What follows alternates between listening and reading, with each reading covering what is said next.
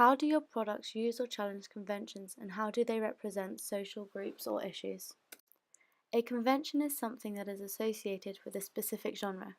We use them so that the audience is clear about what genre the band is. In my group's case, our band is an indie alternative. Symbolic conventions are shown through everything that is in the shot, from costumes and set to lighting and the positioning of everything in the shot. Techno conventions are shown through the editing, type of shot, and what sort of sound the shot is. My group's band is an indie alternative band, and throughout this presentation I'll be using Dreamwife, Pale Waves, Glass Animals, and Magic Gang to show how my group's band uses or challenges conventions. In my group's music video, Dreamgirls video, and in Pale Waves video, they all have a shot of the whole band. This allows the band to be introduced to the audience at the beginning, and so that the audience know who the band members are. The videos have a wide or long shot of the band performing as well, further establishing to the audience who the band members are and what they do. The close-ups of the leads help establish who the main singer is of the band. All of these shots are technical conventions and of the indie alternative genre. Using these conventions help the audience to know what the genre of the music is. For the editing of my group's music video, we decided to follow the conventions of cutting to the beat and the pace of the music, and following the movement of the shots so that the videos flow smoothly together. In Pale Waves video and my group's video, they are both set in a living room where the whole band plays there. In Glass Animals video and my group's video, both use old and retro props. Having retro styles in music videos is a common symbolic convention of the indie alternative band. The bright red colours in Pale Waves video and the pink tones in my group's video conform with the stereotype of indie alternative bands not being very well known and using colours to help them stand out.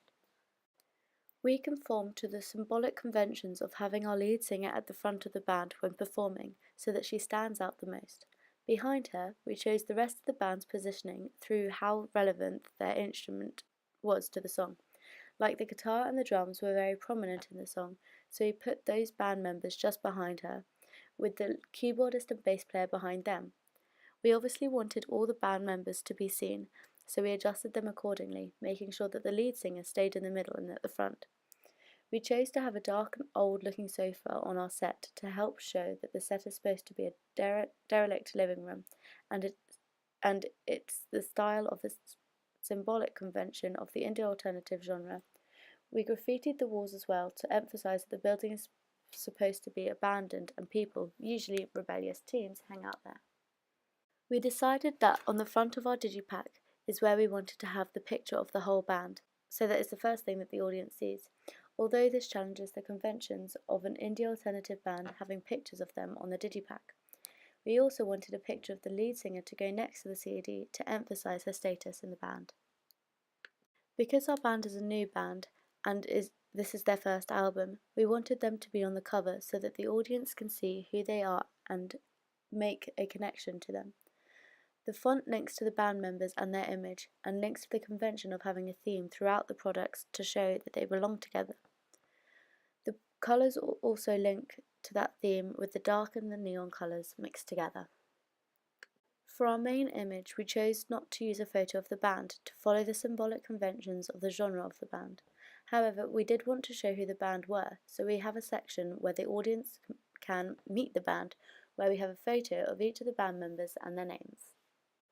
On my group's website, we don't have the band on the main page. This is because a typical indie alternative band aren't trying to sell their music for what they look like, but what the music is and how they actually created it. So not having them on the front is a symbolic convention. The name of the band is the largest piece of writing on the page, further establishing who the band is. We chose to have a rough-looking font of the band name, as it is also on the digipack, and a similar style is in the music video. We wanted to show a rough rebellious teen image for our band and used the font to help with that. Dreamwife used their logo or their name as to represent their image, and have it on most of their products too. The main colour scheme for our band matches our digipack and music video. They're blues and pinks. This is because we found that a lot of indie alternative bands have a specific colour scheme to help with their imagery, as they aren't necessarily well known, so it helps them to stand out.